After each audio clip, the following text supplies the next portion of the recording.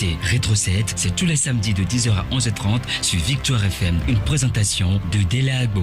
Rétro 7, un rendez-vous hebdomadaire à ne manquer sous aucun prétexte.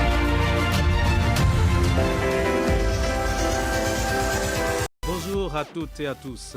Heureux de vous retrouver encore ce matin pour notre tour d'horizon hebdomadaire de l'actualité nationale et internationale de la semaine. Nous avons ce jour le plaisir d'accueillir le président d'une organisation de la société civile, le mouvement Martin Luther King, MMLK, le pasteur et de commis qui est par ailleurs conseiller municipal premier adjoint au maire de la commune de Golfe 2. Considéré comme un défenseur des droits de l'homme par les uns et comme un activiste politique par les autres, le pasteur Edo Komi exprime régulièrement son point de vue sur tous les événements sociopolitiques, économiques et culturels qui traversent la société togolaise.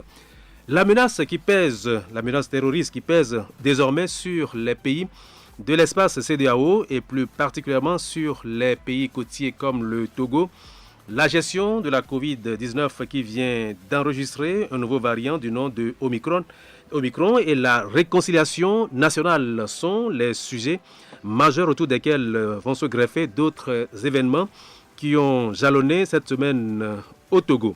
Sur le plan international, notre invité commentera pour nous l'autorisation ou l'accord donné aux anciens présidents Dadis Camara et Sekouba Konaté, actuellement en exil, de rentrer en Guinée, leur pays.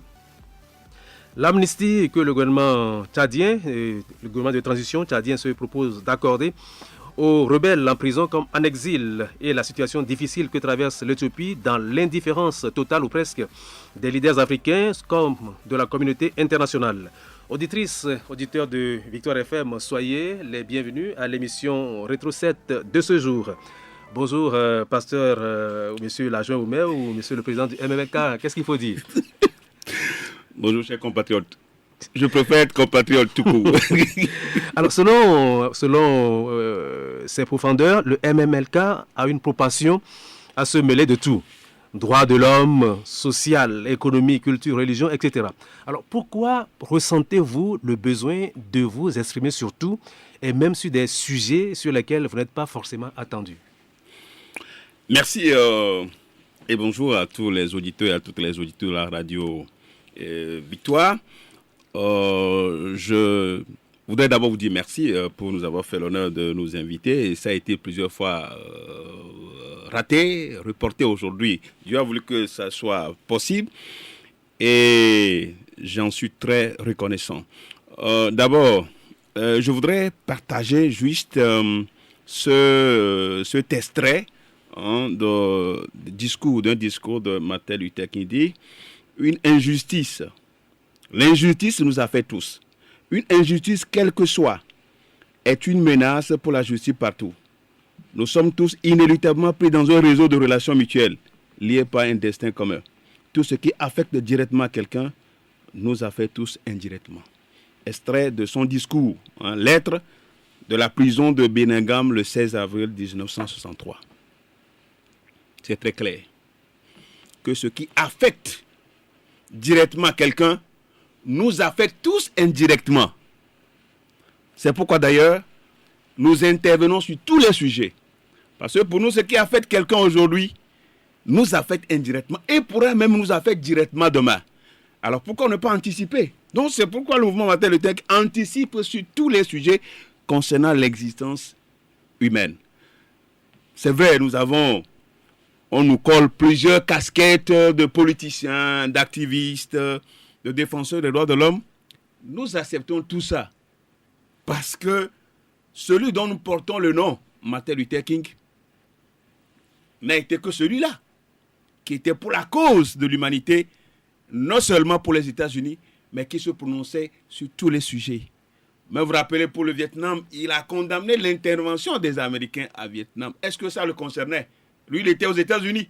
Pourquoi intervenir pour le Vietnam? Pourquoi intervenir un peu partout sur tous les sujets qui concernent l'existence humaine? Donc, nous ne pouvons faire que ce que celui-là qui nous a inspirés, celui dont nous portons le nom, nous ne pouvons faire que lui. Alors, d'où vous vient ce besoin de défendre les autres, de vous exprimer sur les causes, enfin, les problèmes que les autres subissent? Alors, vous prenez Jésus-Christ a été celui-là qui est mort pour nous tous et qui défendait la cause de tout le monde. Des pauvres, des riches, des sans-voix, des opprimés. Et donc, moi, en tant que chrétien, celui qui croit en cette œuvre expiatoire de Dieu à travers Jésus-Christ, on ne peut qu'intervenir pour les autres. Ma vie n'est pas pour moi. Ma vie est pour les autres et vice-versa. Ma vie n'est pas pour moi. Parce que je ne peux pas me défendre. Il revient à quelqu'un de défendre ma cause. Donc, je ne peux dire que nous sommes inspirés de Jésus-Christ, de Martin Luther King, et pour nous, notre vie n'a de sens que si notre semblable vit. Si notre semblable vit, nous aussi nous vivons. Voilà. Alors, vous êtes aujourd'hui un conseiller municipal, le premier adjoint au maire de Golfe 2. Je le disais en introduction. Alors, qu'est-ce que vous avez appris comme leçon de vie après 2 ans d'expérience? Ah, mais de là, ça n'a pas été, ce n'est pas facile d'être à ce pot de responsabilité, surtout sachant que quand vous prenez toutes nos communes aujourd'hui, tout est prioritaire. Tout est prioritaire dans tous les domaines, tout est prioritaire. Il faut répondre aux besoins des citoyens. C'est une expérience qui est riche, du point de vue de gestion de la personne humaine, gestion, occupation des besoins des autres. Mais ça, nous le faisons déjà depuis, ce qui fait notre atout. Notre atout, c'est parce que nous nous sommes trop élevés pour défendre les autres, pour chercher du bonheur pour les autres, pour créer du bonheur pour les autres. Et c'est ce qui fait notre atout. Mais ce n'est pas aussi facile. Après 2 ans d'expérience à la commune Golfe, à la mairie commune Golfe 2, c'est une autre étape de vie. Une autre étape de vie, en ce sens que nous sommes appelés à chercher davantage le bonheur pour nos populations, les populations de notre commune. Et surtout dans un environnement aussi cosmopolite, c'est-à-dire un environnement pluraliste, où les gens sont venus de plusieurs partis politiques, les gens sont venus de plusieurs organisations, se retrouver ensemble pour parler d'une seule voix. Ça n'a pas été facile au début. Moi, je pense qu'aujourd'hui, la commune Golfe 2, on se comprend. C'est vrai, les divergences s'expriment. Et c'est tout à fait normal pour la démocratie. On ne peut pas être monotone en démocratie. Il faut avoir une pluralité d'opinions. Et c'est ça qui fait la force de la démocratie. Donc, à la commune Golfe 2, ce qui nous importe, c'est le développement, c'est l'épanouissement des populations de les 193 000 dames que le Seigneur a mis à notre disposition dans la commune Golfe 2. Oui, aujourd'hui, vous êtes sur le terrain politique, vous êtes aux affaires, on peut le dire ainsi. Avez-vous peut-être constaté, par exemple, que gérer la politique, faire la politique, gérer des hommes, que ce n'est pas facile? Est-ce que vous vous êtes rendu compte que la critique est aisée, mais l'art difficile? Oui, c'est vrai quand même que gérer les personnes humaines, les ressources humaines, ce n'est pas facile. Mais si on consent à écouter les autres, à être à l'écoute des autres, à prendre conscience que ceux qui sont en face de nous sont des êtres humains, à avoir le sens d'humilité, à avoir le sens de compréhension, je pense qu'on peut le faire très facilement. Mais c'est quand on serait vêtu de posture de tout puissant, de rien que moi, sauf tout pour moi et rien pour les autres, là on va se compliquer la vie, parce que ceux qui sont en France aujourd'hui ne sont pas des poupées. C'est des êtres humains qui sont dotés de conscience, qui sont dotés d'intelligence et qui vont faire tout et tout pour nous empêcher, pour nous bloquer, empêcher d'évoluer. Et ça donne on finira par se verser dans l'autoritarisme, dans l'arbitraire, dans la dictature et que sais-je encore. Et cela ne va pas profiter à la communauté. Donc le sens de responsabilité doit être partagé. Quand on est appelé à la gestion aux affaires, à la gestion des affaires, il faut écouter les autres. Il faut être à l'écoute des autres. Il faut travailler pour les autres. Il ne faut pas se servir, mais il faut servir les autres. Le problème aujourd'hui en Afrique, c'est qu'on se sert au lieu de servir les autres. Et quand on le fait, les autres seront obligés de constituer des obstacles pour nous. Et au lieu d'avancer, on va reculer, soit on est sur place, on ne fait rien et qu'on n'aura rien apporté à l'humanité. On n'aura rien apporté à l'humanité. Après cette introduction et avant d'aborder le premier sujet de ce débat, Hervé Essé nous rappelle les faits marquants de l'actualité nationale de la semaine. Une opération antiterroriste conjointe dénommée Koundalgou 4, menée dans la zone 2 par les forces de défense et de sécurité du Burkina Faso, de la Côte d'Ivoire, du Ghana et du Togo, a permis de détruire et de neutraliser des bases et de présumés terroristes. 53 armes à feu, des explosifs, 144 moyens roulants, dont 7 véhicules et 14 motos ont été récupérés lors de l'opération au cours de laquelle au moins 300 suspects ont été interpellés. Les parlementaires du groupe d'amitié France-Togo en séjour au Togo ont échangé mercredi avec leurs homologues du Togo sur le renforcement des bonnes pratiques parlementaires. Au cours des travaux, les deux parties ont évalué la situation sécuritaire au Togo et dans la sous-région. Elles ont aussi discuté des questions relatives à la santé, mère-enfant et à la prise en charge des enfants ne disposant pas d'acte de naissance. Aude Bono Vandorme, présidente du groupe d'amitié France-Togo. Nous avons été chaleureusement accueillis et nous sommes vraiment très heureux de pouvoir participer aux échanges et aux gages d'amitié que nous pouvons avoir vis-à-vis de ce beau pays. Les sujets que nous avons abordés sont des sujets, je dirais, de parlementaires. Santé, sécurité, défense, toutes les thématiques sur lesquelles nous travaillons. Nous sommes convenus de travailler ensemble pour échanger, pour progresser, pour pouvoir faire en sorte que chacun puisse profiter du bien de l'autre Parlement. La 5e rencontre Africa 2021 s'est tenue mardi à Lomé. Les acteurs du secteur privé du Togo, de France et d'ailleurs se sont retrouvés pour mieux découvrir leurs activités en vue de créer un cadre d'échange et de partage d'expériences, de la valeur et de la richesse au profil des jeunes entrepreneurs et des populations. Rose Kaïmi Védor, ministre de la Promotion de l'Investissement. Nous, notre objectif, c'est de nous permettre de créer des opportunités de partenariat pour qu'ils puissent, je dirais, venir se mettre ensemble avec nos opérateurs économiques pour créer des entreprises qui vont créer de la richesse dans notre pays. On veut transformer structurellement notre économie, créer de la richesse, mais de la richesse inclusive, où tout le monde participe, où des emplois décents à toutes les couches de la population. L'évolution de la pandémie à coronavirus marquée par le nouveau variant Omicron, la présentation et les techniques de contrôle du pass vaccinal au Togo, ce sont là quelques-uns des sujets qui étaient ce jeudi au menu d'un briefing à Lomé. Organisée par le ministère de la Santé de concert avec celui de la Communication, la séance avait pour objectif d'outiller les animateurs d'émissions, les influenceurs et les patrons de presse du Grand Lomé pour des informations fiables aux populations.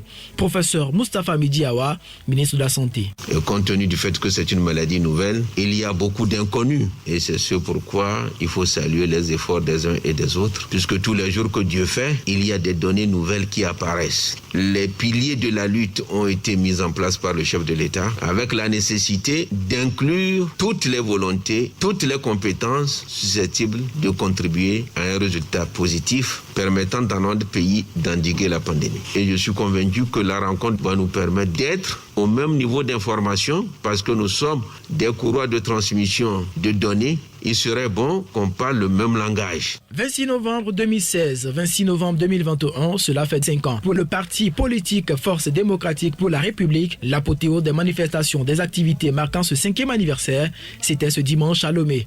Le bureau national avec à sa tête le président national, Maître Paul Dodi-Apevon, a fait le parcours des 5 ans avec les militants et les perspectives. Maître Paul Dodi-Apevon, des FDR. Il y a trop d'événements qui ont jonché le parcours. Et nous nous sommes lancés dans cette bataille-là le 26 novembre 2016. Dans l'enthousiasme, nous avons décidé de conquérir le terrain. Nous faisons réellement du travail sur le terrain. Malheureusement, beaucoup d'événements ont surgi auxquels nous avons participé pour le bien de notre pays. Je parlais de ce qui a conduit à la mise en place de la C14. Nous avons contribué véritablement à cet événement-là parce que avant d'arriver à la C14, nous avons commencé d'abord par le groupe des 6. Après, on a constitué un groupe avec nos amis de CAB 2015 et c'est ensemble qu'on a fusionné ces deux groupes. Nous avons fait du travail. Honnêtement, il faut reconnaître qu'aujourd'hui, ce travail est à refaire. L'ancien ministre de la Communication, Djimon Oré, président national du Front des Patriotes pour la démocratie FPD et coordonnateur général du Creuset national pour la transition CNT, a bouclé ce lundi 29 novembre 7 mois de prison sur les 24 retenus contre lui.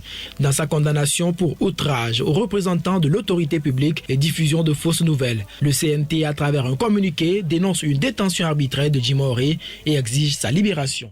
Alors, le Burkina Faso, la Côte d'Ivoire, le Togo et le Ghana font bloc contre l'avancée des terroristes en Afrique de l'Ouest.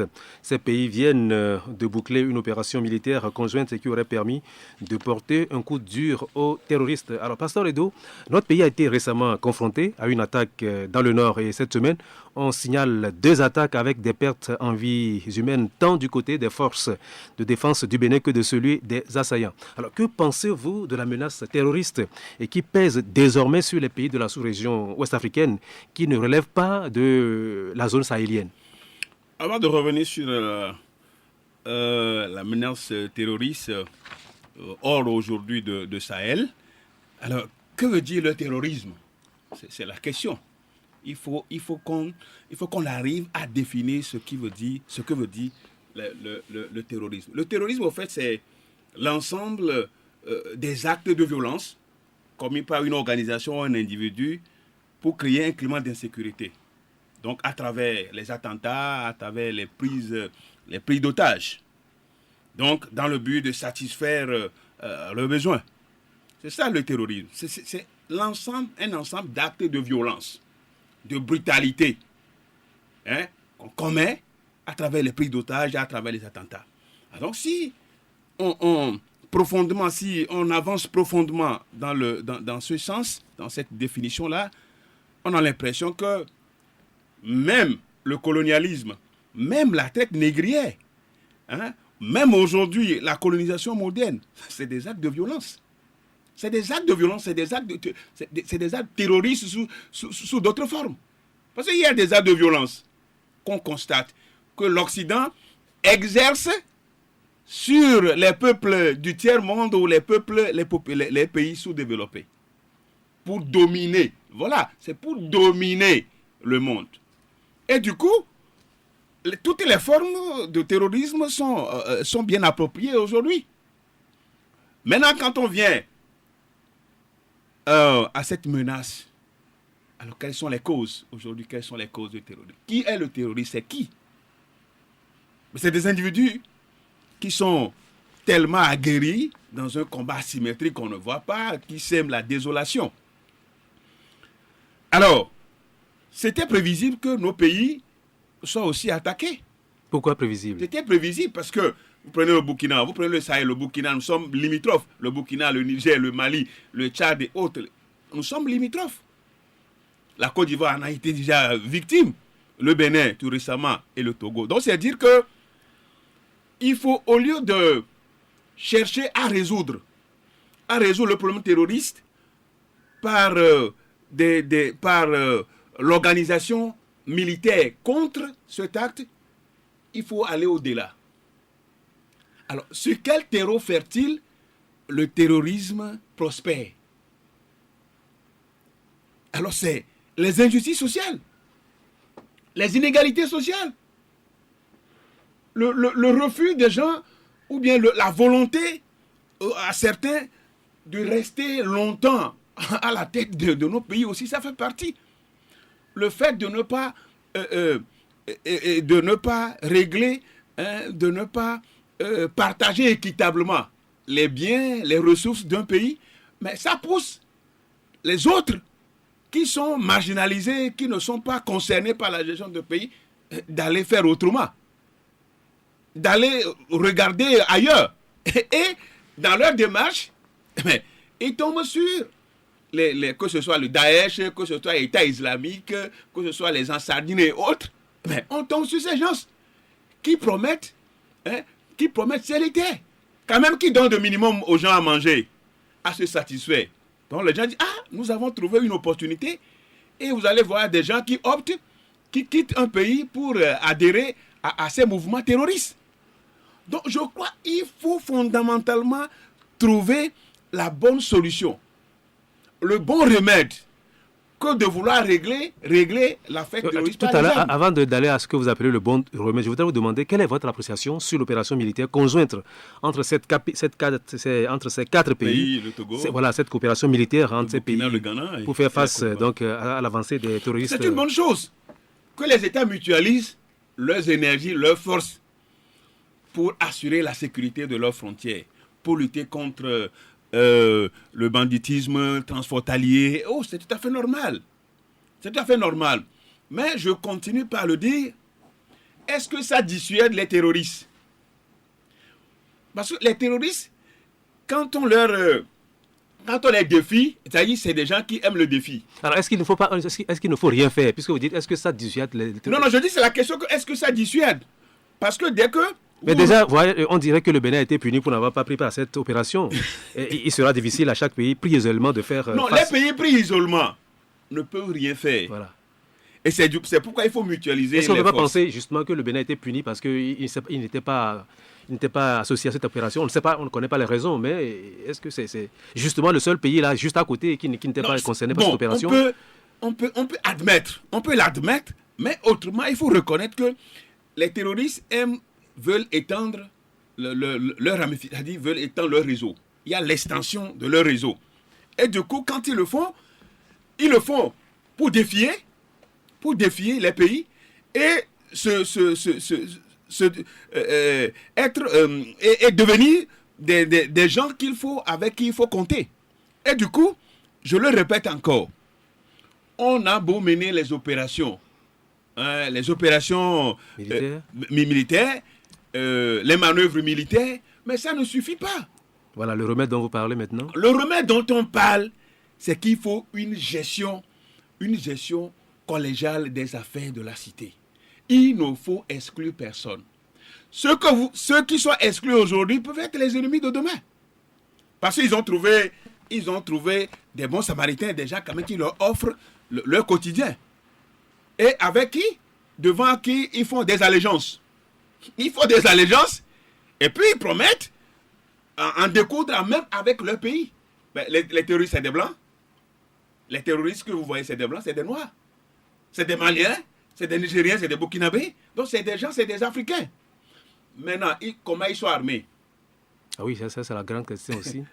Monsieur Relagbo, comment ils sont armés? Les armées, ils les trouvent où? C'est par les frontières? Ou bien les armes sont téléguidées, sont venues de l'air? Comment est-ce qu'ils arrivent à être équipés, ces terroristes-là? C'est la question. Des fois, même, ils sont plus équipés que les armées nationales. Alors, c'est la question. Et sachant qu'en Afrique, on ne fabrique pas les armes en Afrique. Les armes sont fabriquées ailleurs, en Russie, en France, dans les pays occidentaux. Alors, comment est-ce qu'ils arrivent à acquérir... Ça veut dire qu'ils ont des complices... Ils ont des complices. Et du coup, aujourd'hui, la menace terroriste devient... Parce qu'il faut que les gens écoutent les firmes qui fabriquent les armes. Il faut écouler les armes. Il faut écouler les équipements. Et qui sont les principaux consommateurs? Qui sont les consommateurs? Il faut consommer les armes qui sont fabriquées. Et les terroristes sont les bons clients. Et surtout, qui sont les fabricants? Les fabricants, on les connaît. En tout cas, le Togo ne fabrique pas, ni les pays africains ne comprennent pas. Donc, les bons consommateurs, les bons clients, c'est les terroristes. C'est les terroristes. Donc, eux qui s'accaparent des richesses d'une zone donnée, quand ils arrivent, ils s'accaparent et puis ils payent les armes. Donc, je crois que ces manœuvres militaires c'est de très bonnes initiatives, mais il faut que les États adoptent la gestion inclusive du pouvoir dans leurs pays respectifs. Il faut inclure tout le monde. Mais l'exclusion ne va que donner ça. Les gens préfèrent s'adonner à ces mouvements islamiques, à ces mouvements terroristes qu'autre chose. Et donc, c'est la mauvaise gestion dans la plupart de nos pays et qui débouche sur ces actes terroristes voilà, qui tuent, changement. qui font très de mal. Bien. Changement de sujet, on signale depuis quelques jours, Pasteur Edo, l'apparition de nouveaux variants de la Covid-19, le variant Omicron. Décidément, cette Covid-19 est plus qu'une hydre. Il n'a pas fini de se jouer des hommes et de la science. Oui. Alors, comment avez-vous accueilli la nouvelle de l'apparition du variant Omicron? Et quelles réflexions cela suscite chez vous? Alors, depuis l'apparition de Covid-19 en 2019, moi, je me suis toujours exprimé par rapport à la situation. Mais les gens ne comprennent pas, mais un jour, ils vont comprendre que le monde aujourd'hui, le monde continue de renier Dieu. renier l'existence de Dieu. Les gens veulent aller à leur rythme. Les gens veulent aller à leur connaissance humaine, à leur intelligence. Et du coup, on est face à une véritable hydre aujourd'hui qui se transforme, qui se métamorphose. De Delta, on est arrivé à Omicron.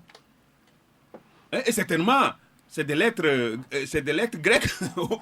Et plus tard, on ne sait pas ce qui va venir. Donc, tous ces variants-là, moi, je n'appelle que le monde à reconnaître sa faiblesse. Je le disais, ceux qui se disent puissants. Moi, je connais un seul qui est puissant. C'est Dieu. C'est lui seul qui est puissant. C'est lui qui délègue. Il délègue sa compétence. Dieu délègue sa compétence aux hommes pour l'exercer sur la terre. Et si ça le plaît, il retire. Donc, tous ceux qui se disent aujourd'hui, ils sont devant une situation.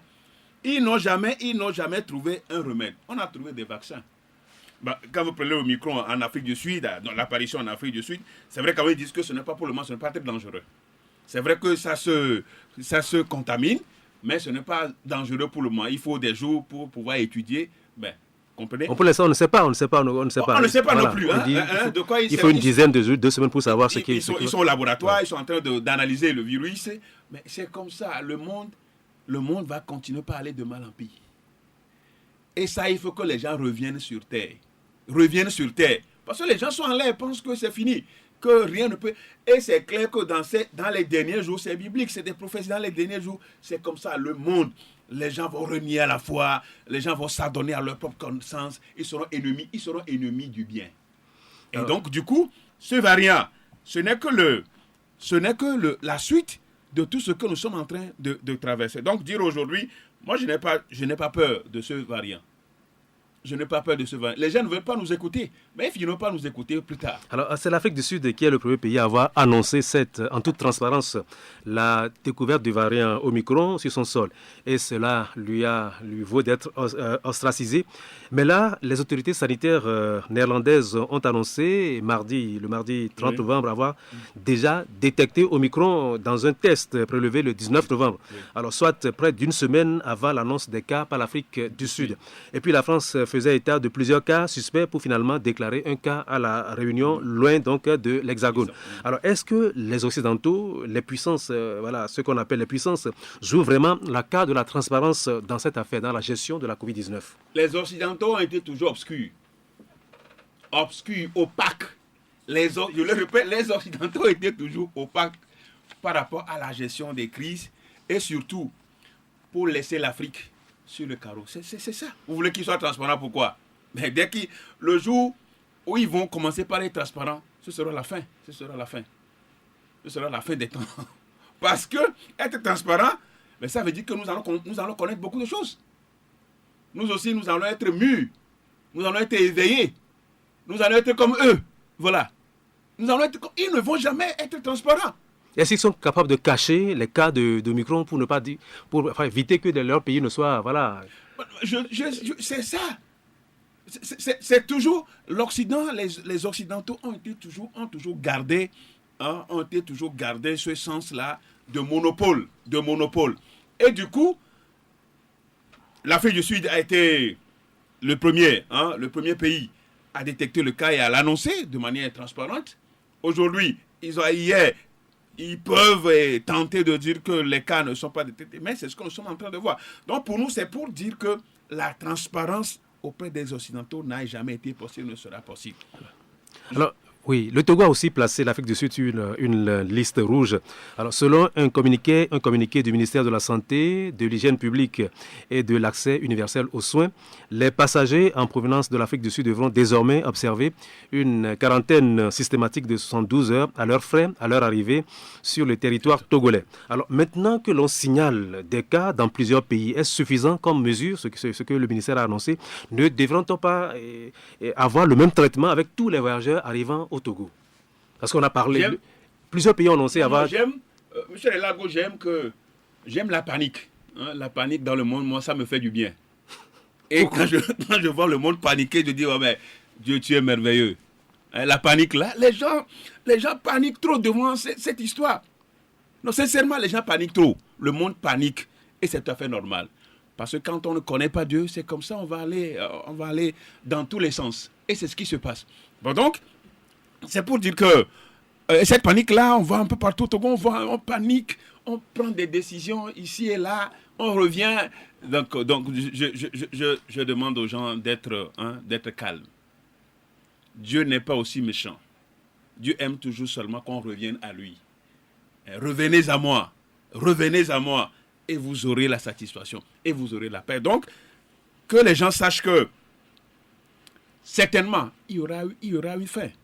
Il y aura la fin. Il y aura la fin de ce virus, de cette pandémie. Dieu, dans sa bonté, le fera. Donc, aujourd'hui, je parie que ce qui se passe dans le monde, et surtout en Occident, ça doit nous, qui sommes les Africains, nous qui sommes toujours piétinés, c'est nous qui sommes toujours piétinés.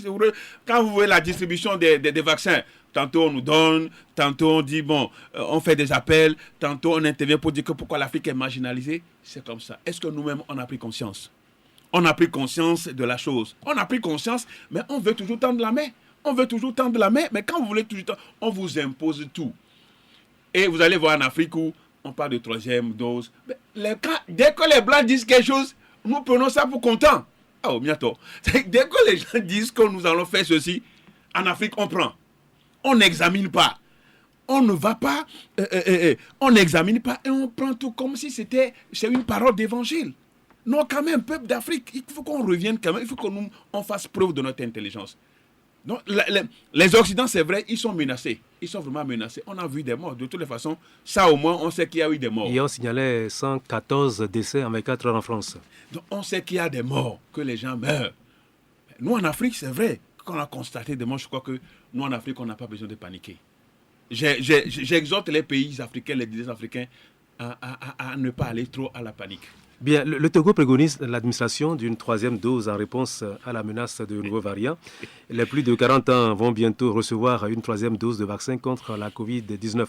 Alors, face à la méthode du gouvernement pour faire vacciner la population, votre mouvement propose ce qu'il appelle une approche pédagogique et courtoise envers les populations pour les amener à comprendre les bienfaits de la vaccination comme remède.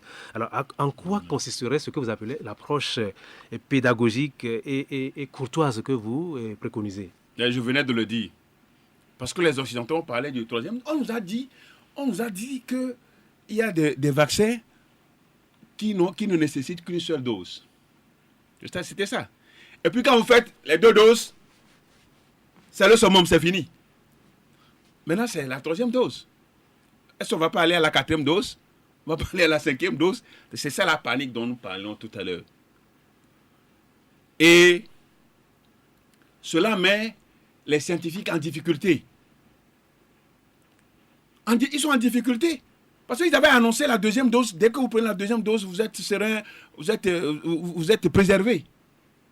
Maintenant, qu'est-ce qui... J'écoutais la dernière fois un officiel du ministère de la Santé qui disait qu'on pourrait aller à la 4e dose et voilà. Je sais pas. Ouais, donc on va continuer par injecter ce produit dans le corps des gens jusqu'à quand? Mais c'est des produits étrangers. Oui, justement, vous n'êtes pas d'accord avec vous.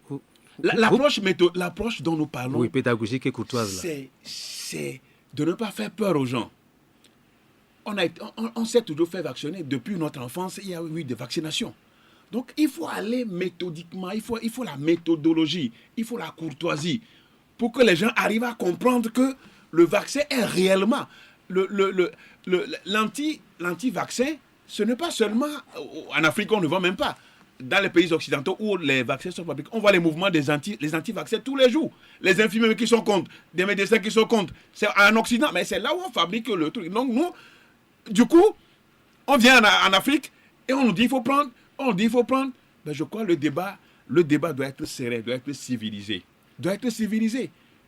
C'est vrai quand même qu'il faut aller à l'immunité collective. C'est de ça qu'on nous parle. Mais jusqu'à quand on va y aller? S'il faut 3e dose, 4e dose, l'immunité va venir quand? Alors que les gens, il y a certains qui ont pris seulement la première dose. Puis ils n'ont pas de l'immunité collective. Ceux qui ont pris la première dose prendront plus tard 2e, et puis 3e, l'immunité collective va venir quand? Non, le monde se leurre. C'est une véritable illusion de la part du monde. Alors, Pasteur Edo, l'obligation de montrer un pass vaccinal ou un test PCR de moins de 72 heures avant d'accéder au lieu de culte devrait entrer en vigueur depuis hier, mais le délai a été prorogé d'une semaine. Alors, cette mesure continue de susciter des réactions. C'est ainsi que le Conseil des cadres chrétiens évangéliques engagés et cocassés s'est-il élevé contre l'introduction du pass vaccinal dans les lieux de culte. Nous allons écouter le secrétaire général du Conseil, Sam Kodjovi Adambounou, s'exprimant sur le sujet. Les lieux de culte ne peuvent pas être un bouc émissaire dans la stratégie vaccinale. Ils font partie de la solution car la science, la médecine seule n'a pas le monopole de la thérapie contre les maladies, l'être humain étant complexe. Le Conseil des cadres chrétiens encourage le dialogue constant entre les responsables religieux et le gouvernement dans le cadre d'un partenariat franc pour la résolution de la crise sanitaire dans notre pays. Ce n'est pas de sa responsabilité d'être une béquille pour le gouvernement devant le choix personnel et légitime de chaque individu à se faire vacciner ou non. Il s'agit pour elle de s'engager dans une voie dont elle n'a pas toute la maîtrise dans un contexte de crise sanitaire où les vérités d'hier ne sont pas les vérités d'aujourd'hui. Le principal moyen de l'Église reste la persuasion pour la conversion des cœurs vers l'idéal de vie véhiculé par notre Seigneur Jésus-Christ. Le COCAC encourage le gouvernement dans son rôle régalien à poursuivre les efforts pour persuader les citoyens à se faire vacciner contre le Covid-19. Il serait très dangereux pour l'Église de se mêler dans une polémique mondiale autour de la vaccination Covid-19 dont elle n'a pas la maîtrise. Ainsi, le Conseil des cadres chrétiens engagés ne saurait accepter ni encourager l'introduction du pass vaccinal dans les lieux de culte dans le contexte actuel de la pandémie. Non à l'introduction du pass vaccinal et du test PCR négatif de 72 heures dans les lieux de culte. Cette mesure est disproportionnée.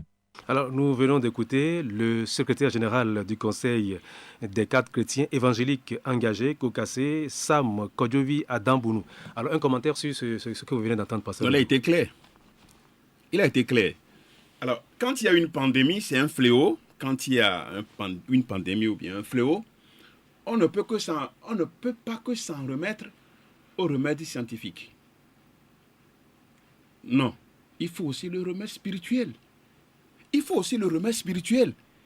Parce qu'on voit qu'on s'en remet trop aux scientifiques comme si le monde leur appartient. Non.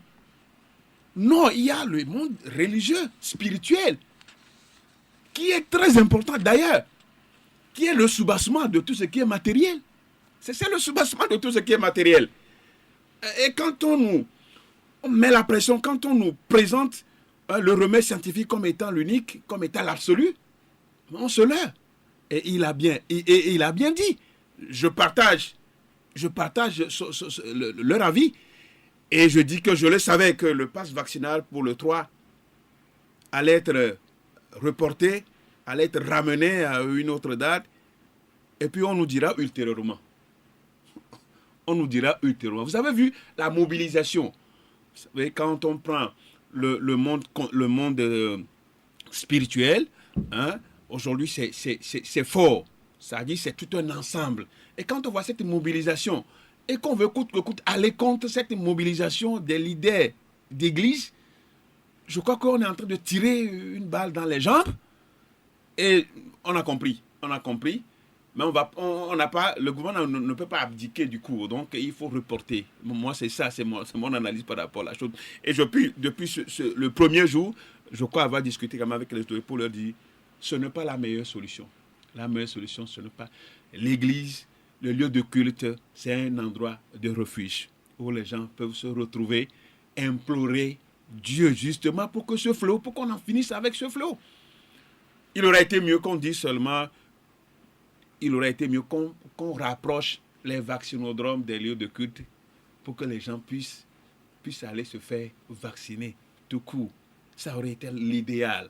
Maintenant que le tollé... Mais est-ce que vous comprenez quand même que le gouvernement, peut-être en sortant cette mesure-là, en imposant cette mesure restrictive, veut juste protéger la population? Non, je crois que je ne veux pas être... aujourd'hui malhonnête, je l'ai toujours dit, que la manière dont le gouvernement court, le gouvernement se presse, le gouvernement s'engage, s'engage à protéger les citoyens depuis l'apparition de Covid-19, ça aurait été que ça soit pareil quand nous allons finir avec Covid-19 pour d'autres cas. Les Togolais veulent manger. Les gens veulent manger, les gens veulent aller à l'école. Et la situation est dure. La vie est chère. Et on veut voir le gouvernement parce que, écoutez, on ne va pas continuer à prendre le vaccin tout court. Les gens doivent manger aussi. On prend le vaccin à juin. On prend le vaccin à juin et toute une journée et toute une semaine. Non, je crois que c'est très important. Au même moment où on s'engage pour préserver la santé et la santé, vous avez vu l'état de délabrement des structures sociales. Je ne crois pas que je suis le premier à le dire. On attend aussi le gouvernement là. Et donc, l'État fait bien de bien vouloir protéger les citoyens. J'en suis très fier et j'en suis reconnaissant. Mais il y a encore d'autres domaines où on attend l'État. Dans un communiqué rendu public mercredi dernier, la conférence des évêques du Togo affirme que les responsables religieux, de manière unanime, ont exprimé leur désaccord au sujet de l'obligation de présenter un pass vaccinal pour accéder aux lieux de culte et donc opposer un refus à l'envoi des noms des responsables de leur communauté respective qui seraient chargés du contrôle du dit document comme demandé par le ministère. Alors, on est dans l'impasse. Comment faire? Que doit-on faire pour en sortir? Donc, que doit-on faire pour en sortir? Le gouvernement veut l'introduction du pass vaccinal. Non. Les responsables religieux disent non. Et qu'est-ce qu'il faut faire? Les leaders religieux ont montré ou bien ont proposé la voie au gouvernement. Mais il n'a qu'à suivre. Il n'a qu'à suivre. Le gouvernement n'a qu'à suivre la voie proposée par les leaders religieux. Mais ce n'est pas un acte de désobéissance, de défiance à l'autorité de l'État. Non, je crois qu'il faut que les gens comprennent. Ce n'est pas un acte de désobéissance, de défiance à l'autorité. Mais dans ce cas précis, on ne peut que obéir à Dieu. On ne peut pas obéir aux hommes. Dans ce cas, que les gens cessent de dire remets 13, il faut... Non, mais de toutes les façons, on ne va pas se soumettre dans tous les cas. Non, attention, là, on ne va pas se soumettre dans tous les cas. On va pas prendre tout. Donc demain, quand on nous dit, ok, dimanche, il n'y a plus culte pour 1 an. On dit que c'est remettre 13. Il faut se soumettre. Non, de toutes les façons, je crois que ça a été très clair et j'apprécie la position des collègues qui ont été à cette réunion. Il n'y aura pas aucune liste ne sera soumise dans cette affaire. Et il est intéressant. Il est intéressant. D'ailleurs, il est souhaitable que le gouvernement, que nous respectons beaucoup, puisse prendre des décisions de concert avec les leaders. Vous vous rappelez que ça avait fait entre-temps polémique à la primature, où les gens ont dit, les leaders religieux ont dit, si vous voulez toujours introduire le pass vaccinal, ou bien vaccination obligatoire, avant d'aller à d'accès, donc faites ce que vous voulez. Et ils ont fait. C'était la dernière, ce qui a provoqué la dernière fermeture. Donc aujourd'hui, je crois quand même que c'est un partenariat. Et dans le contexte actuel, il faut quand même que les libertés d'opinion, de religion soient respectées. Et vous pensez que, je crois, la liberté fondamentale, la liberté de religion est consacrée par la Constitution. Et je crois, s'il faut faire restriction à cette loi fondamentale, il faut retourner quand même, à l'Assemblée nationale.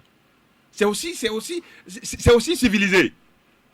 C'est aussi très civilisé, il faut retourner à l'Assemblée. Bon, on me dira qu'il y avait déjà eu l'état d'urgence, a été voté. L'état d'urgence a été voté par le même Parlement. Donc, il faut maintenant prendre les actes, il faut maintenant rédiger les communiqués pour aller dans ce sens. Mais ça aurait été mieux quand même qu'on le fasse. Je ne critique pas ce qui a été fait, mais juste, en tant qu'un défenseur des droits de l'homme, je pense qu'il faut aller sur ce terrain. Mais aujourd'hui, les gens ont profité quand même pour se faire vacciner. Et il y a eu quand même un engouement depuis là, et donc ça continue. En tout cas, je ne peux que dire aux gens, ceux qui se sentent vraiment en position de se vacciner, ils peuvent le faire. Voilà. Mais ça commence première dose, deuxième dose. Donc il faut s'attendre encore à d'autres doses qui vont venir après. Alors les responsables du COCACE trouvent que les lieux de culte, je reviens là-dessus, font partie de la solution car, disent-ils, la science ou la médecine seule n'a pas le monopole de la thérapie contre les maladies.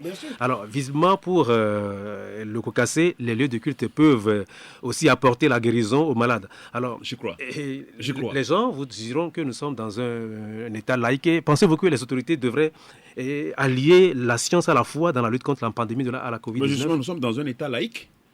Nous sommes dans un État laïque. Et il est important qu'on s'y conforme par rapport même du point de vue des décisions à prendre par l'autorité d'abord. Et qu'on le veuille par la laïcité de l'État, la laïcité de la République ne veut pas dire absence de religion. Tout le monde est libre de décider de sa foi, de décider de sa croyance. C'est tout à fait normal. Mais il faut aussi se rendre compte à l'évidence que dans tout ça, il y a un Dieu. Et d'ailleurs, quand vous prenez la première phrase de notre Constitution, dit quoi?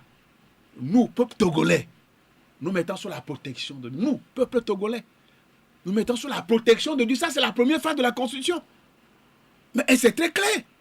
Et on doit s'y soumettre. D'ailleurs, c'est bien pour notre Constitution que nous avons...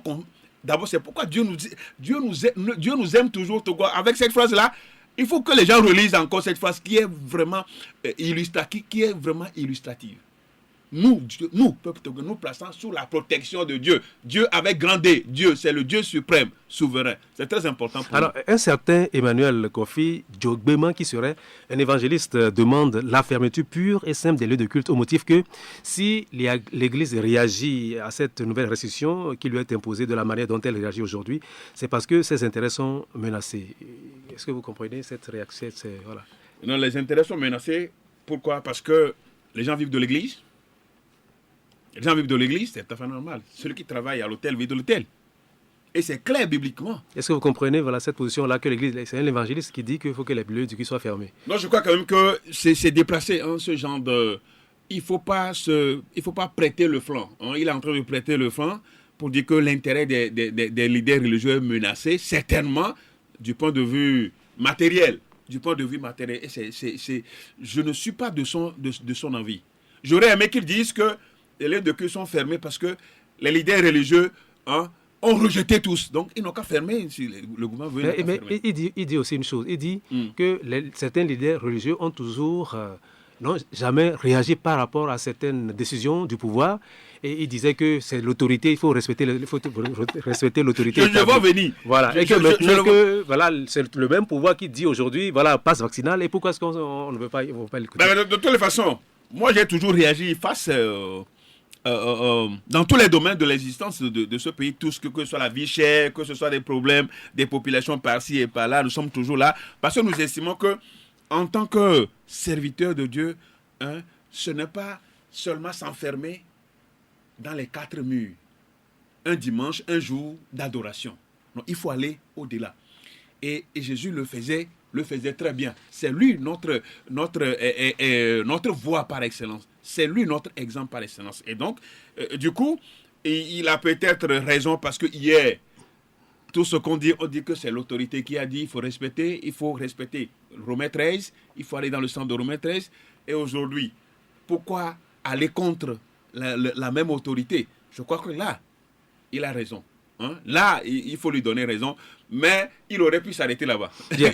Alors, politique à présent, dans un communiqué récemment rendu public, le MMLK déclare que la présidentielle de 2020, au lieu de renforcer la cohésion et l'unité nationale, a plutôt attisé. Alors, quels sont les faits sur lesquels vous êtes basé pour faire cette assertion? Donc, je voudrais juste parler de la réconciliation, parce qu'il y a longtemps, on parle de la réconciliation. Nous parlons longtemps. Avant même 2005, on parlait de la réconciliation armée-nation. Je crois qu'il y a eu tout ça. Il y a eu beaucoup d'initiatives qui allaient dans ce sens. Plusieurs démarches qui allaient dans ce sens. Mais si on continue pas à parler de la réconciliation, alors on va finir notre existence par le processus. C'est-à-dire un processus a une fin.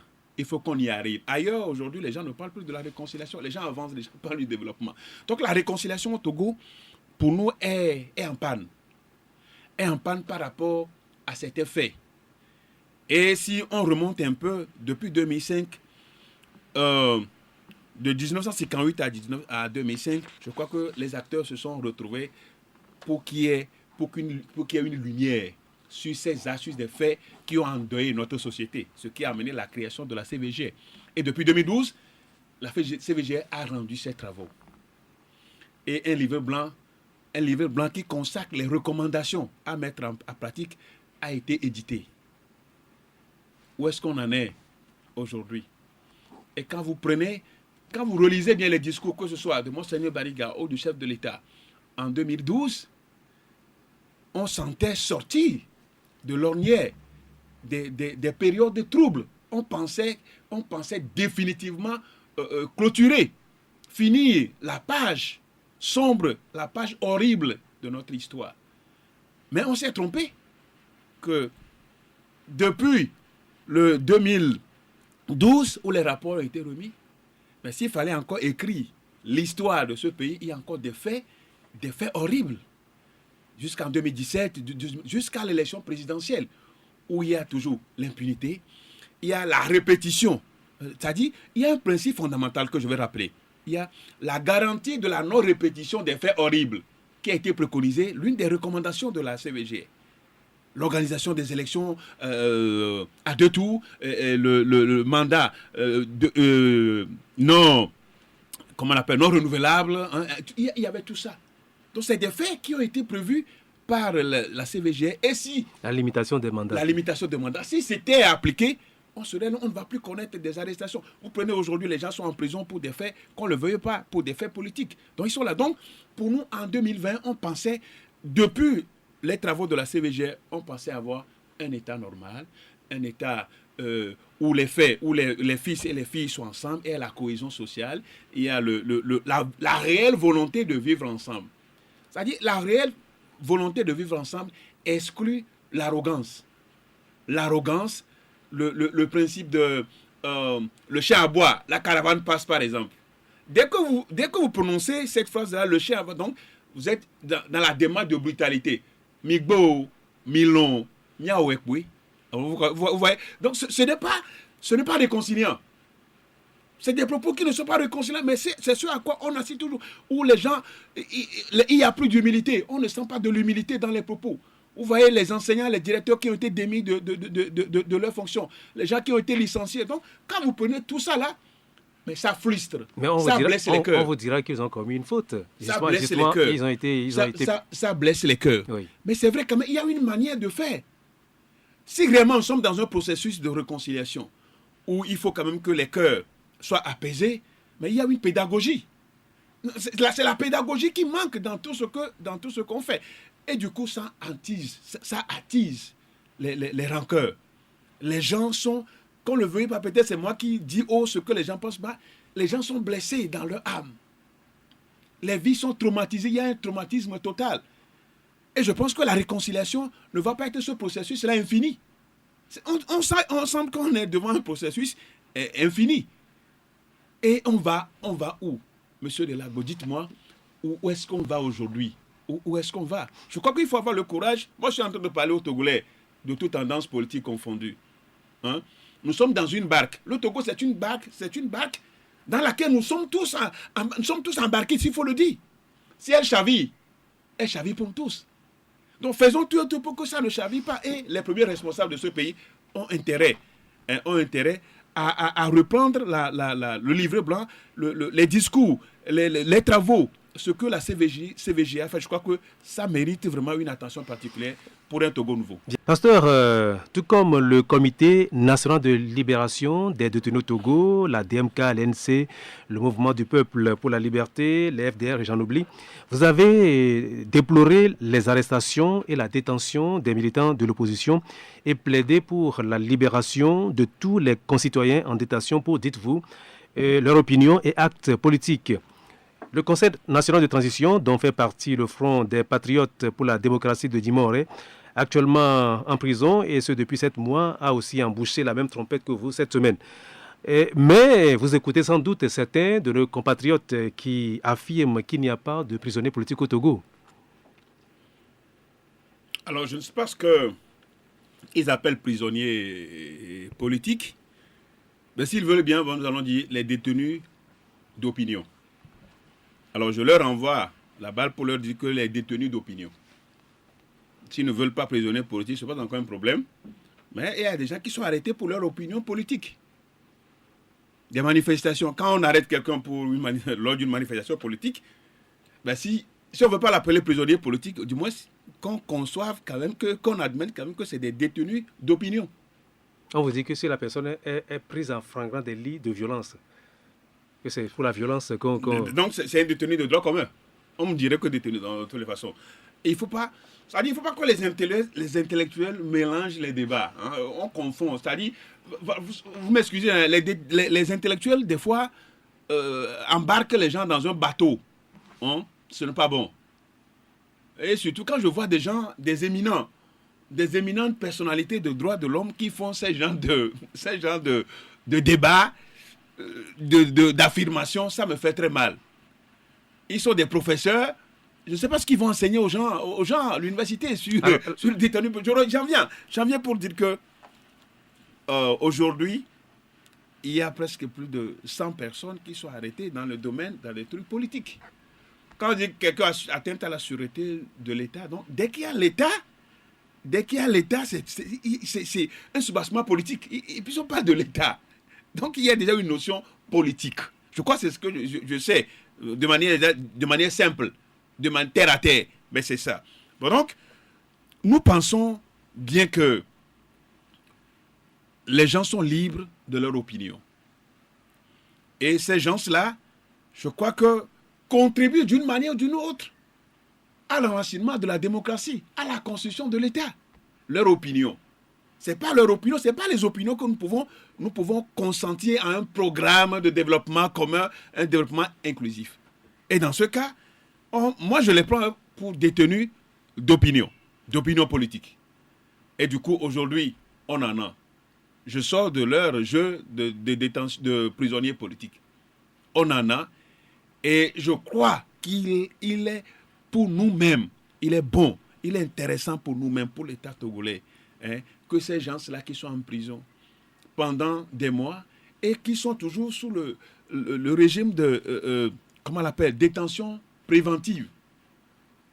Détention préventive. Et vous voyez, le chiffre augmente le nombre de morts.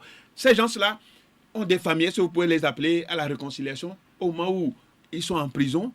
Je ne dirais pas qu'ils n'ont rien fait. Même s'ils ont fait quelque chose ailleurs. Les gens ont commis des actes plus importants, mais on les libère. Juste dans le cadre de faciliter, de favoriser le climat social, l'apaisement. Quand on appelle l'apaisement, le vivre ensemble, la cohésion sociale, je crois que tout ça là, pour moi, tout ça là concourt. C'est pourquoi, humblement, nous avions demandé quand même aux dirigeants numéro 1 de ce pays, d'acter la libération de ces gens pour justement aller dans le sens de la réconciliation. Alors, dernier virage de cette émission, l'actualité internationale de la semaine. Voici la sélection des événements que nous propose Anani Fidjirakou. Attaque terroriste cette semaine au Bénin dans la nuit de mercredi à jeudi. Une attaque terroriste a eu lieu dans le nord-ouest du pays, près de la frontière avec le Burkina Faso. Bilan, 2 soldats béninois ont été tués et 7 blessés. Du côté des djihadistes, un cadavre a été retrouvé par l'armée béninoise. C'est la deuxième fois que le Bénin est attaqué par les djihadistes après celle de 2019 où 2 touristes français ont été enlevés. La menace est désormais réelle dans les zones concernées, comme l'explique le politologue Expédite Ologou, spécialiste des questions de sécurité au Bénin. Ce sont des zones qui ont été pendant longtemps en proie à l'absence de l'État, où des activités illicites avaient souvent lieu, des activités qui sont instrumentalisées en général par les acteurs terroristes. Et donc, chemin faisant, les mouvements en provenance des pays voisins de certains groupes ont accéléré ce que nous sommes en train de voir aujourd'hui. Mais ce que l'on sait, c'est que c'est aujourd'hui, à tout le moins, le signe d'une présence de ce type d'acteurs terroristes avec lequel désormais le Bénin doit compter. 2 anciens dirigeants guinéens, Moussa Dadis Camara et Sekouba Kanouté, tous 2 en exil respectivement au Burkina Faso et en France, sont désormais autorisés à rentrer en Guinée s'ils le souhaitent. Une décision prise par les autorités actuelles de la transition guinéenne à travers un communiqué officiel mardi. Le communiqué précise par ailleurs qu'il ne s'agit pas d'entraver les procédures judiciaires. Un retour très attendu par Asmaou Diallo, présidente de l'association des victimes Avipa.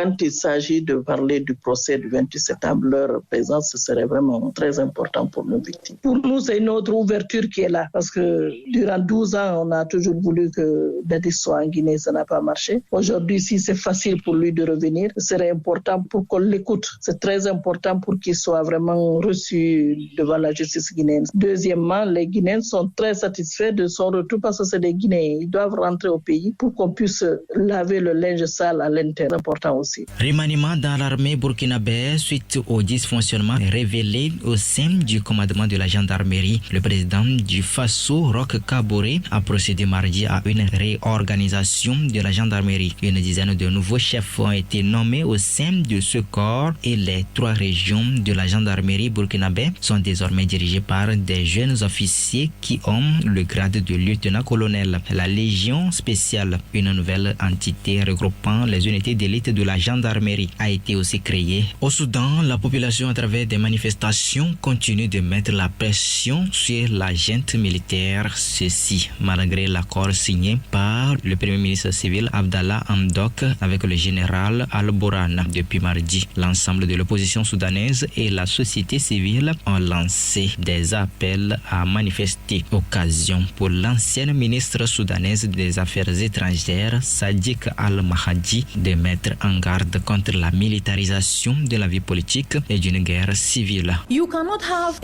On ne peut pas avoir un parti politique qui soit traité comme un partenaire politique et qui ait sa propre force militaire. Toutes les forces armées doivent être unifiées. Nous ne pouvons pas permettre à la violence d'être la force régulatrice de la politique. Nous faisons face à un sérieux danger de chaos. Au moins, quand les civils étaient au pouvoir, ils pouvaient faire office de facteur de réunification pour ces groupes armés.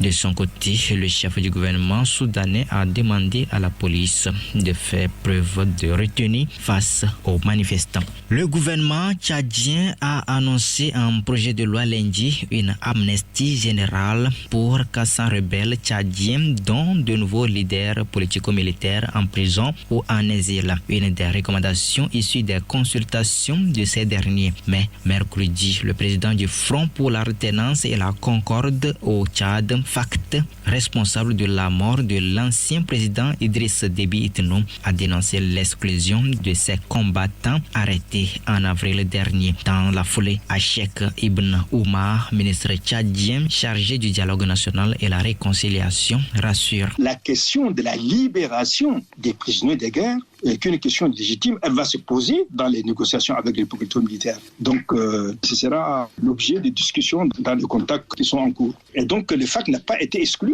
Il faut comprendre que jusque-là, nous étions dans un engrenage de la guerre. Et nous voulons maintenant déclencher un engrenage de la paix. Donc, il y a des choses à faire de deux côtés. La volonté exprimée, c'est déjà un premier pas. Il n'y a pas encore de liste officielle. On a une base de données qui est tout à fait indicative, qui doit être officialisée. Mais ils sont automatiquement concernés par cette amnistie. Ballon d'or France Football 2021, l'Argentin Lionel Messi du club français Paris Saint-Germain a été sacré lundi Ballon d'or pour la 7e fois de sa vie. Une récompense de Lionel Messi favorisée par la Copa América remportée par son pays, l'Argentine. Dans le classement lundi, Messi devance le Polonais Robert Lewandowski 2e et l'Italien Giorgino 3e. Pasteur Edo, en Guinée, la junte au pouvoir a autorisé les anciens présidents, Moussa Dadis Camara, et son successeur, le général Sekouba Konaté, à rentrer dans leur pays, à rentrer en Guinée. Et puis, le premier en exil au Burkina Faso, le second serait en France. Et puis, les militaires auraient transféré le président Condé au domicile de sa femme. Alors, quel commentaire vous avez sur ces mesures? Alors, la junte guinéenne pose des actes très louables. Au jour le jour, continue de grainer des points et rassure, je ne veux pas dire rassure la communauté, cette communauté internationale que je n'aime pas. Je n'aime pas cette communauté internationale. Donc rassure le peuple guinéen tout court. Moi, ça, même la CEDEAO, pas rassure par la CEDEAO, je ne veux même pas en parler. Pour moi, rassure le peuple guinéen qu'elle est venue pour mettre de l'ordre et remettre l'État sur les rails démocratiques et de liberté, de justice. Donc c'est bien que c'est des Guinéens, quel que soit ce qu'ils ont commis, c'est vrai, on se rappelle de cette affaire de massacre du 28 septembre, presque 150-200 morts.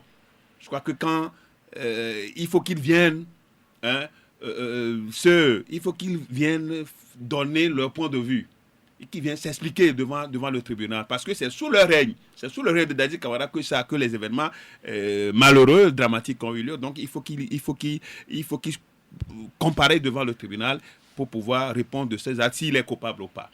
Alors quand nous parlons de ces coupables, moi je ne veux pas avoir les citoyens africains hors du continent pour des affaires politiques. Donc il faut que tous les gens viennent, rentrent au pays et que la justice soit faite. Parce qu'il y a des victimes, il y a des victimes qui attendent. Jusque-là, Alpha Condé n'a pas pu régler cette affaire, il n'y a pas eu de justice, donc les victimes sont là. Et justement, quand il faut parler de ce Alpha Condé, je le dis toujours haut et fort, c'est bien fait pour lui. Et s'il y a des gens qui sont à l'écoute, je dis c'est bien fait pour Alpha Condé. Pourquoi dites-vous ça? Parce que je ne se réjouis pas du malheur de... Non, je ne me réjouis pas de son malheur, mais il a fait trop de mal aux Guinéens. Nous sommes en contact avec nos amis de la société civile de la Guinée. Je l'ai déjà dit sur d'autres plateaux au moment où il a traficoté la conscience pour le 3e mandat. Je l'ai dit sur d'autres plateaux, un jour, Alpha Condé doit répondre de tes actes. Aujourd'hui, il est devant le tribunal, on le transfère. C'est honorable ça, un chef d'État, on te transfère d'un lieu à un autre. Ce n'est pas la honte. Que ça serve de leçon à tous ceux qui gouvernent. Quand vous gouvernez mal, vous devez répondre un jour. Et il y a toujours un jour, je le répète encore, est-ce qu'on m'écoute? Il y a toujours un jour. Un jour viendra. Il y a un jour pour tout. Et le jour-là viendra certainement. Donc, c'est très bien pour Alpha Condé. Je crois que la junte fait bien. Félicitations, bravo. Et surtout que cette junte-là dirige la transition jusqu'à mettre en place les institutions démocratiques et libres et qu'elle s'en aille. Alors une autre junte, celle qui conduit la transition au Tchad, a aussi initié un projet d'amnistie pour les rebelles, que ceux-ci soient en prison ou bien en exil. Et voilà, il y a un projet d'amnistie pour les rebelles, et y compris même ceux qui sont supposés avoir tué Idriss Déby. Alors c'est quand même fort. Qu'est-ce que vous en pensez?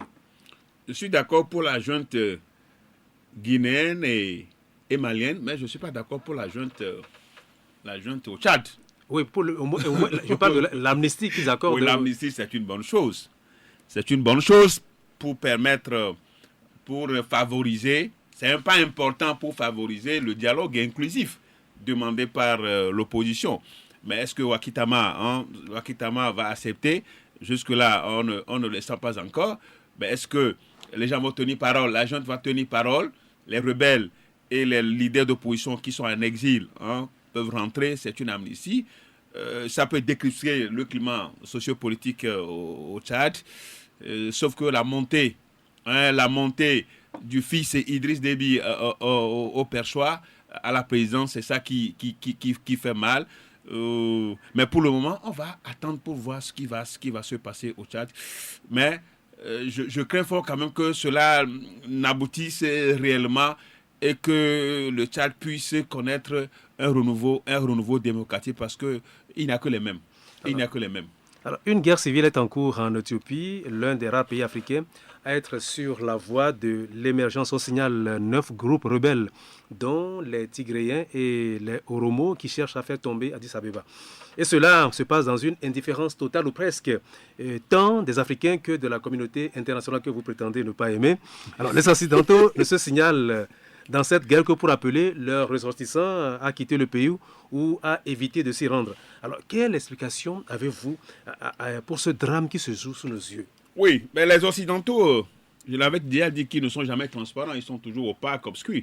Mais dès qu'ils sèment le feu dans un pays, ils rapatrient leurs ressortissants. Non, vous voulez dire que c'est les Occidentaux qui sont à la base de ce qui se passe en Éthiopie? Eux-mêmes le savent très bien.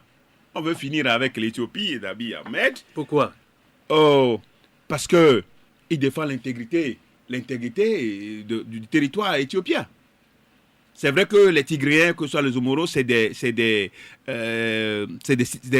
Éthiopiens, mais on sent quand même qu'il y a un appui.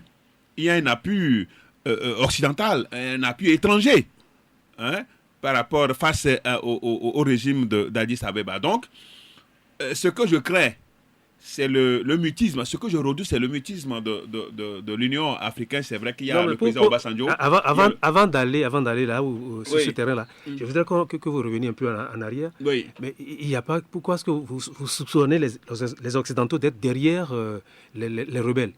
Et pourquoi est-ce que l'Égypte aussi pourrait avoir intérêt à ce que ça se passe mal là-bas pour peut-être empêcher le projet du grand barrage? Le projet du grand barrage. Oui. J'ai dit, mais quand vous parlez de l'Égypte, on parle de qui? L'Égypte avec son régime dictatorial, mais qui est toujours favorisé par cette communauté internationale, qui est toujours adoubée par la communauté internationale. Et au même moment, alors, c'est l'intérêt de l'Égypte, l'intérêt des Occidentaux se trouvant en Égypte. Donc, qu'est-ce qu'il faut faire pour empêcher le projet du barrage là? Donc, c'est dire qu'on comprend déjà l'enjeu. Il y a un grand enjeu géopolitique là-bas. Et ceux qu'on connaît toujours, les mêmes à la communauté internationale, peuvent rapidement équiper ces rebelles. Voilà, quand il y a armes, il faut immédiatement regarder vers l'Occident quand il y a armes. Les armes dont les rebelles bénéficient aujourd'hui. Il n'y a pas qu'en Occident, il y a les Russes, les non, Turcs, les Chinois aussi fabriquent des armes. Je parle de toutes ces puissances-là. Voilà. Je parle des Russes, je parle des Chinois. Puisque c'est eux qui revendiquent, qui veulent se tailler la part de lion. Chacun veut se tailler la part de lion sur le continent. Et du coup, c'est eux, dès qu'il y a guerre en Afrique, il faut immédiatement recourir à ces puissances-là. C'est elles qui vendent les armes. Aujourd'hui, les rebelles sont bien équipés. Ils sont à 200 km d'Addis Abeba. Il a fallu qu'Abiy Ahmed se mette dans la posture de guerrier pour être sur le front. Et maintenant, en train de repousser un peu les rebelles. Donc, l'Union africaine a envoyé le président nigérian, l'ancien président nigérien Olusegun. Mais est-ce que vous ne trouvez pas que les Africains ont mis trop de temps avant de commencer? On a toujours mis du temps. Mais quand vous voulez réagir, comme vous dites, de se taire, ils vont faire quoi? Quand vous avez vu en Côte d'Ivoire, vous avez dans les pays, on laisse, c'est la communauté internationale, la France et les autres qui prennent le devant. Et l'intervention africaine vient au moment où tout est déjà... Regardez le mutisme observé par nos chefs d'État, les chefs d'État africains. Personne ne parle. Tout récemment, on parle de cette rencontre-là en Kinshasa avec le président Narcisse de l'Union africaine. Ce qui dit, pas un mot sur l'Éthiopie. C'est ça ce que vous voulez que quand les gens sont élus, de l'extérieur, vous voulez qu'ils fassent la volonté de qui? Ils sont élus de l'extérieur. Ils ont la bénédiction de l'extérieur. Donc quand ils ont la bénédiction de l'extérieur, on dit, mais monsieur, taisez-vous, vous allez faire quoi? Les gens se taisent et ils voient la situation pourrie en Afrique. Et tout ça là, je les déteste. Sincèrement, on les déteste parce qu'ils sont muets. Et on verra heureusement qu'il y a un réveil rapide du gouvernement qui a fait appel à tous les citoyens de se mettre dans la peau de défendre l'intégrité de l'Éthiopie. Sinon, ça devait être déjà le mal de guerre consommé. Alors, à votre avis, quelle pourrait être la solution pour éviter à ce pays de sombrer dans le chaos? La solution? Est-ce que c'est la guerre, comme le Premier ministre Abiy Ahmed Oui, face à la situation, j'aurais aimé quand même que ça soit... vous savez, il n'y a jamais eu de guerre qui ne finissent pas par le dialogue, par la table de négociation. Toutes les guerres ont fini par la table de négociation, mais il a en faveur de qui? Qui aura le rapport de force finalement? C'est ça le rapport de force. Et je crois que Abiy Ahmed a compris et se met sur la défensive, mais c'est le peuple éthiopien qui est victime. C'est le peuple éthiopien qui est victime, et c'est là le siège de l'Union africaine. C'est là où il y a le siège de l'Union africaine. Il y a quelque chose qui est en train d'être préparé contre l'Éthiopie, et c'est dommage que le mutisme a prévalu jusqu'à présent. La solution, je souhaite quand même que le président, le Premier ministre puisse avoir le dessus, mais là il va falloir compter sur d'autres alliés. D'autres alliés africains, non pas du tout, parce qu'il n'y en a pas. Il n'y a pas d'alliés africains. Parce que tout se range sur les puissances. Tous les pays africains sont rangés sur les puissances occidentales, et ils se retrouvent seuls. Est-ce que vous ne pensez pas que cette façon d'appeler les ressortissants occidentaux à quitter Addis Abeba, est-ce que ce n'est pas une façon de fragiliser aussi le pouvoir? Non. Quand l'Occident, quand les puissances occidentales, les grandes puissances sentent que le pire est presque irréparable, si la situation est irréparable, ils appellent leurs ressortissants. Et ils envoient des hélicoptères pour prendre les ressortissants et puis aller.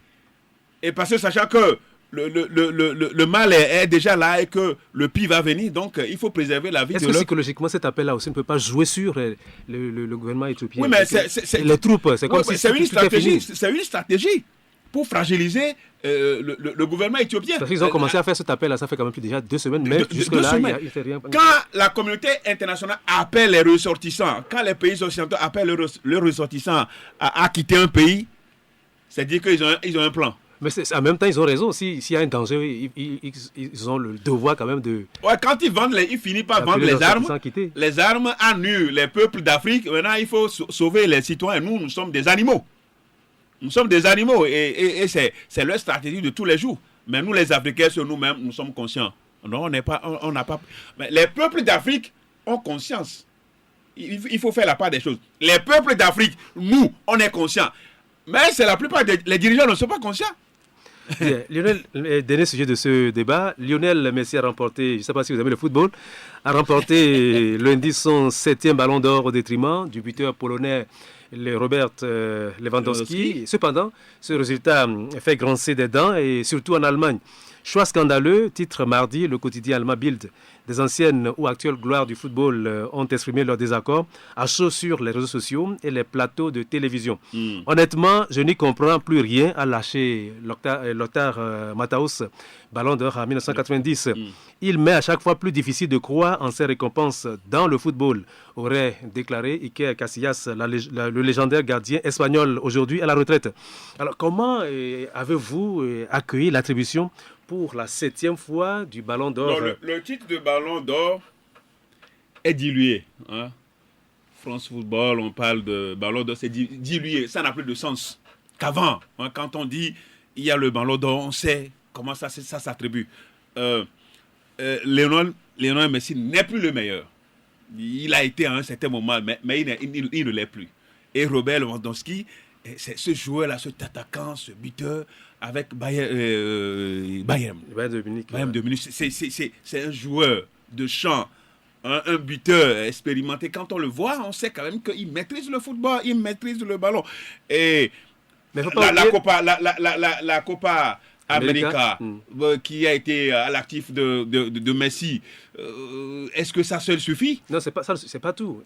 Il a été le meilleur, le Pichichi, la saison passée, le meilleur buteur du championnat et meilleur passeur. Oui, je vois quand même, il y a tout cet aspect. Mais quand vous prenez Robert Lewandowski, on sait quand même qu'avec Bayern, il a été le champion de l'équipe championne de l'Europe. Et s'il faut attribuer le prix quand même, ce titre-là, moi j'étais pour Robert Lewandowski. Donc avec Messi, vous savez, c'est en France. Il est d'ailleurs à Paris Saint-Germain. Et donc, vous connaissez la France. Donc il a gagné les 6 premiers ballons d'or quand il était en Espagne. Oui, donc, mais quand même le 7e ne lui convient pas. Voilà. Le 7e ne lui convient pas. C'est un choix vraiment... c'était arbitraire. Hein. Alors, ce qui a choqué ou frustré beaucoup de férus de football, c'est le fait aussi que le gardien de but sénégalais, les férus de football en Afrique, le gardien de but sénégalais Edouard Mendy de Chelsea n'ait pas remporté le trophée Yacine du meilleur gardien. Gianluigi Donnarumma, le portier italien du PSG, lui a été préféré. La déception est telle chez les Africains que Roger Mila, la légende camerounaise du football, qui n'a jamais été ballon d'or, a déclaré, je le cite, « Les Blancs ne veulent pas que les Africains gagnent des trophées prestigieux ». Un commentaire. Bon, Edouard Mendy a été le meilleur gardien, on le voit avec Chelsea, non? Oui, c'est Chelsea. Bon, il a été très bien. Je ne sais pas les critères, on ne connaît pas vraiment les critères, mais je crois quand même qu'on aurait pu quand même lui attribuer le titre de meilleur gardien du monde. Ça n'allait pas quand même choquer. Maintenant, on a choisi l'Italien. Dans l'histoire, c'est Georges Weah. Oui. Georges Weah seul. Depuis 1995. Et c'est fini. Je crois qu'on a eu des joueurs comme Didier Drogba, on a eu Samuel Eto'o. Donc on a eu des grands joueurs. Abedi Pelé, on a eu de grands joueurs. je crois quand même qu'il y a une discrimination par rapport à l'octroi du titre du ballon d'or. Alors, les Africains méritent quand même. Voilà, nous sommes au terme de cette émission qui recevait le président du mouvement Martin Luther King. Je ne sais pas si vous avez un petit mot de fin là.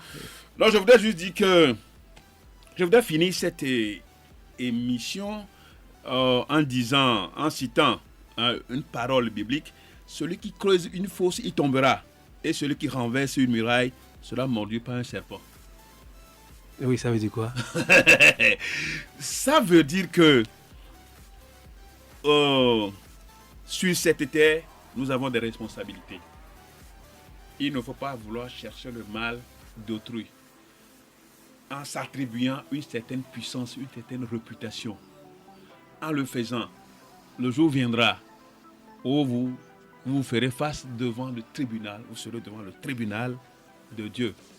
Qu'est-ce que vous allez présenter? Pour avoir aimé son prochain ou bien pour l'avoir haï? C'est très important. Quand vous creusez une tombe, vous y tomberez toujours. Ça, c'est la loi de la nature, c'est la parole de Dieu. Je remercie notre invité de ce jour, le premier adjoint au maire de la commune de Golfe 2 et président du mouvement Martin Luther King. Mesdames et messieurs, auditrices, auditeurs merci. Merci encore une fois pour votre fidélité. Mes compagnons Hervé Senani Vidjirakou, Haïté Messan et moi-même de Lagbo. Nous espérons vous retrouver au même endroit, Victoire FM, et à la même heure à partir de 10h samedi prochain, si Dieu le veut. Excellent week-end à toutes et à tous. Au revoir.